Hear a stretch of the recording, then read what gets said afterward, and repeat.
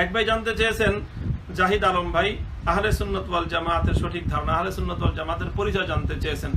আহলুস সুন্নাতি ওয়াল জামাআ এই শব্দের মধ্যেই মূলত আহলুস সুন্নাহ ওয়াল জামাতের পরিচয় লুকিয়ে রয়েছে। আহলুস সুন্নাতি ওয়াল জামাআ, জামাআ মানে হলো জামাআতুস সাহাবা, অর্থাৎ যারা তাদের জীবন চলার পদ্ধতি হিসেবে দুটি বিষয়কে মানদণ্ড হিসেবে গ্রহণ করে। এক নম্বর হলো আল্লাহ রসুলের আদর্শ। রসুলের আদর্শ মানে হলো কোরআন এবং হাদিস। কোরআন হাদিসের মাধ্যমে যে আদর্শগুলো বর্ণিত হয়েছে সেটিরই সামষ্টিক নাম হলো সুন্নাহ।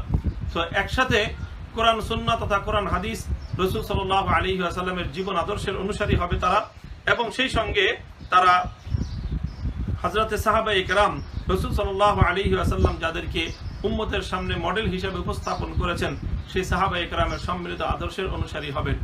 অর্থাৎ একদিকে কোরআন হাদিস তারা অনুসরণ করবে, আর একদিকে সাহাবায়ে কেরামের পূর্ণ জামাতকে তারা আঁকড়ে ধরবে। এই ধরনের বৈশিষ্ট্য সম্পন্ন যারা রয়েছেন তাদেরকে আহলুস সুন্নাহ ওয়াল জামাআহ বলা হয়ে থাকে।